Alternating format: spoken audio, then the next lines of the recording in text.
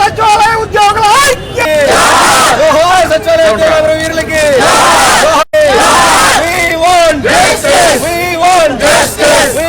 నమస్కారం సార్, నా పేరు రాజ్ కుమార్. గ్రామ వార్డు సచివాలయంలో శానిటేషన్ డిపార్ట్మెంట్కి సంబంధించి స్టేట్ ప్రెసిడెంట్గా పనిచేస్తున్నాను.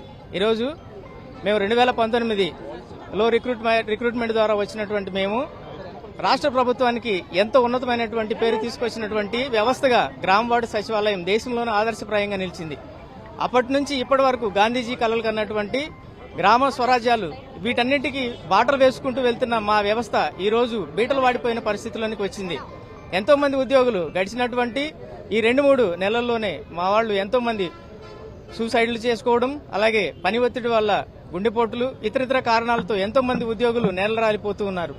మేము ప్రభుత్వానికి మా వైపు నుంచి కొన్ని విన్నపాలు మేము చేస్తూ ఉన్నాం.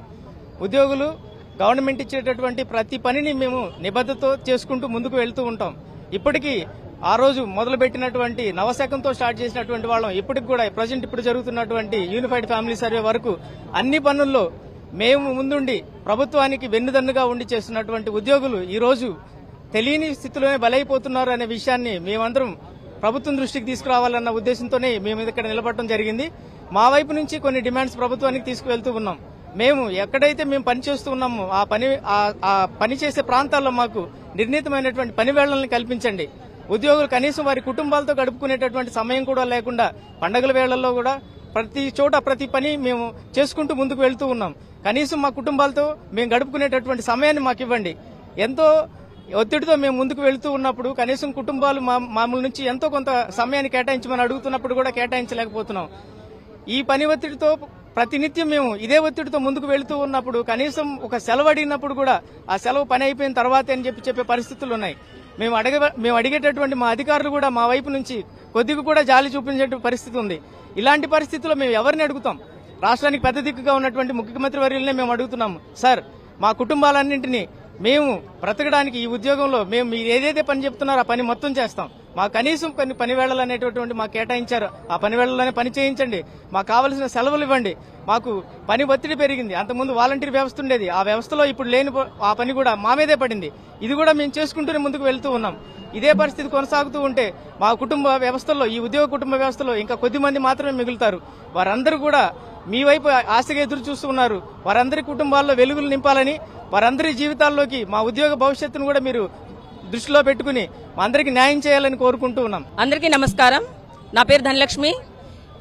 Ward welfare and development secretaries కి స్టేట్ వైస్ ప్రెసిడెంట్ గా ఉన్నాను. అలాగే గుంటూరు జిల్లాకి వార్డు సచివాలయ ఎంప్లాయీస్ అందరికీ కూడా ఉమెన్ ప్రెసిడెంట్ గా ఉన్నాను.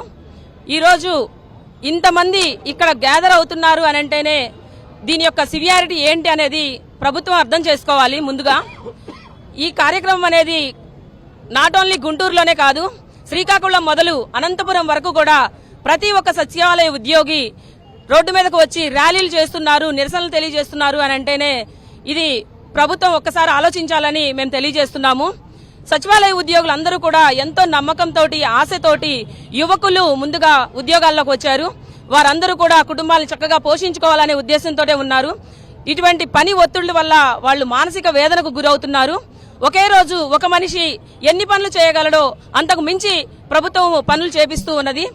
ఇటువంటి ఒత్తిడిలన్నీ కూడా మేము అధికారులకు విన్నవించుకుంటున్నాము, ప్రభుత్వ పెద్దలకు విన్నవించుకుంటున్నాము.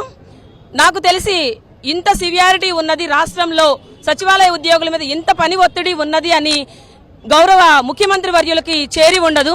చేరి ఉంటే గనక ఆయన వీటి మీద ఖచ్చితంగా ప్రత్యేకమైన దృష్టి సారించేవారు, ప్రత్యేకమైన కమిటీని ఏర్పాటు చేసేవారు. మరణించే వారిలో ఎక్కువ మంది మహిళలే ఉన్నారు. నేడు రాష్ట్రంలో ముఖ్యమంత్రి వర్యులు స్త్రీలకి ఎంత ప్రథమమైన స్థానాన్ని కల్పిస్తున్నారో అటువంటి స్థానం కల్పించేటువంటి ప్రభుత్వంలో ఒక పెద్ద ఎత్తున సచివాలయ ఉద్యోగుల్లో ఎంతమంది మరణిస్తున్నారు అనేది వారి దృష్టికి మీ మీడియా ముఖంగా మా యొక్క గొంతుగా ప్రభుత్వానికి చేరవేయాలని మీ మీడియా మిత్రులందరినీ కూడా కోరుకుంటున్నాము. ఇలాంటి మరణాలు ఇంతటితో ఆగేనా, కొనసాగుతాయా అనేటువంటి సందిగ్ధంలో ఉన్నారు సచివాలయ ఉద్యోగులందరూ కూడా. ఇటువంటి మరణాలు మూకుమ్మడిగా ఒకే దానిలో మరణాలు అనేవి మనము ఎక్కువగా రైతుల్లో చూసేవాళ్ళం ఒకప్పుడు. కానీ ఇప్పుడు ఒకే డిపార్ట్మెంట్ లో ఇన్ని మరణాలు జరగడానికి కారణం ఏమిటి? అలాగే మనం ఇంతమంది ఎక్కువ సంఖ్యలో మరణాలు కరోనా కాలంలో చూసాము. మరి ఈ కాలంలో కూడా ఇంత పెద్ద ఎత్తున ఉద్యోగులు గత 20 నెలలుగా వందలాది సంఖ్యలో మరణించారు. మరి దీని అన్నింటినీ కూడా ప్రభుత్వం ఒకసారి దృష్టి సారించి వీటి మీద ఒక ప్రత్యేకమైన కమిటీని ఏర్పాటు చేసి వీరికి ఉద్యోగ భద్రత కల్పించాలి. ప్రభుత్వం ద్వారా మాకు కుటుంబాలకు ఆర్థిక భరోసా కల్పించాలి. మరణించిన కుటుంబాలందరికీ కూడా వారి కుటుంబాలకు ప్రభుత్వ ఉద్యోగం కల్పించాలి. ఇలాగా పని చేయడానికి ఏ సచివాలయ ఉద్యోగి వెనుకాడటం లేదు. మరి ఎందుకు ఇలా జరుగుతుంది అనంటే చేయించుకునే విధానంలో మార్పు కావాలని కోరుకుంటున్నాం. మేము ప్రభుత్వ ఉద్యోగులందరూ కూడా పని చేయడానికే ఎంతో ఆశతోటి వచ్చారు.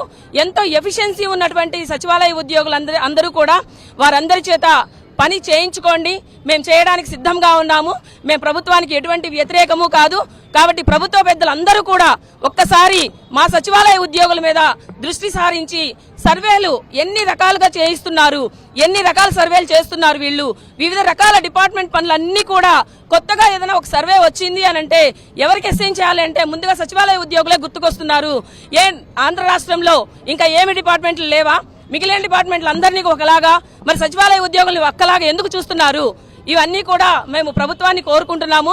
ప్రభుత్వం ఖచ్చితంగా మాకు వీటన్నిటికీ కూడా సరైన సమాధానం కల్పిస్తుందని, ప్రభుత్వం మాకు న్యాయం చేస్తుందని, మరణించిన కుటుంబాలన్నిటికీ అందరికీ కూడా వారికి ఆర్థిక భద్రతతో పాటు వారి కుటుంబాల్లో ఎక్కువ మందికి ఉద్యోగాలు కల్పించాలని కోరుకుంటున్నాము. మరణించిన వారిని చూసినట్లయితే 30 to 40 years లోపల వాళ్లే ఉన్నారు. మరి వాళ్ళ యొక్క పిల్లల్ని ఆలోచించారా ఎవరైనా? మరి కొత్తగా పెళ్లి చేసుకున్న వాళ్ళు, కొద్ది నెలల క్రితం పెళ్లైన వాళ్ళు కూడా హఠాన్మరణం చెందుతున్నారు. ఎందుకు అనంటే పని ఒత్తిడి. ఇంత పని ఒత్తిడిలో వాళ్ళ యొక్క ఫ్యామిలీ వైపు నుంచి ఒక చిన్న ప్రాబ్లం వచ్చినా కూడా దానిని తీసుకోలేని పరిస్థితుల్లో ఉన్నారు ఇప్పుడు ఉద్యోగులందరూ కూడా.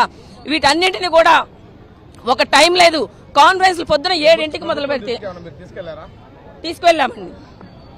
ప్రభుత్వానికి ప్రతిసారి విన్నవించుకుంటున్నారు. మా యొక్క అసోసియేషన్స్ తరపు నుంచి ఎప్పుడు కూడా మా ప్రభుత్వానికి మీటింగ్లు పెట్టినప్పుడు ప్రతిసారి కూడా రిప్రజెంటేషన్స్ ఇస్తూనే ఉన్నాము. ఈ విధంగా ప్రతి జిల్లా వైజ్ గా మేము ర్యాలీలు చేస్తున్నామండి. ఇప్పటికైనా ప్రభుత్వం స్పందించి మాకు న్యాయం చేసి మాకు పని ఒత్తిడిని తగ్గించకపోతే రాష్ట్ర వ్యాప్తంగా ఇలాంటి ర్యాలీలు నిర్వహించడానికి గ్రామవార్డు సచివాలయ ఉద్యోగి ఎవరు కూడా వెనకాడడానికి సిద్ధంగా లేరండి. ప్రతి ఒక్కళ్ళు కూడా ముందుకు వచ్చి ప్రభుత్వానికి మా యొక్క బాధలు తీసుకువెళ్ళడానికి ముందుగా ఉన్నారు. ఇలాంటి పని ఒత్తిడిలో ప్రతి ఒక్కరు కూడా కుటుంబాలను లాస్ అవుతున్నారండి. వాళ్ళ యొక్క ఫ్యామిలీని ఎవరు ఆదుకుంటారు? రీసెంట్ గా 30 నుంచి 40 సంవత్సరాల్లో వాళ్ళు ఎంత మంచి ఎఫిషియన్సీ ఉన్న వాళ్ళండి వాళ్ళు. అలాంటి యొక్క యువతను ప్రభుత్వం ఎంత చక్కగా ఉపయోగించుకొని ఎంత చక్కగా పనిచేయించుకోవచ్చో ఇటువంటివన్నీ కూడా మాకు ప్రభుత్వం దృష్టికి, నాకు తెలిసి చెప్తున్నాను కదా, సీఎం గారి దృష్టికి చేరి ఉండదు. సీఎం గారి దృష్టికి ఖచ్చితంగా చేరి ఉంటే మా అందరికీ కూడా ఉద్యోగ భద్రతతో పాటు పని ఒత్తిడిని కూడా ఇంతగా పెట్టేవాళ్లు కాదండి. కాబట్టి మాకు పొద్దున 7 గంటలకు మొదలవుతే కాన్ఫరెన్స్లు, రాత్రి 9 అవుతుంది. మహిళలని కూడా చూడట్లేదండి. రేత్రిపూట 7 మీటింగులు పెడుతున్నారు, 9 అవుతుంది, 10 అవుతుంది. దానికి ఎవరు సమాధానం చెప్పాలి?